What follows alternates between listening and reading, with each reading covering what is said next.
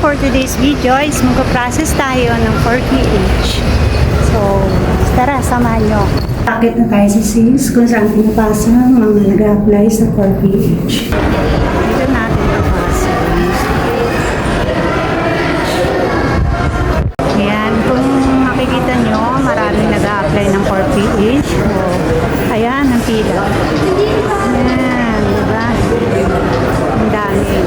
Dito pinaprocess ang 4PH. And so ngayon dito tayo sa office. So marami yung client dito. And yan. Kita nyo puno po yung office natin. Doon din sa taas, puno rin.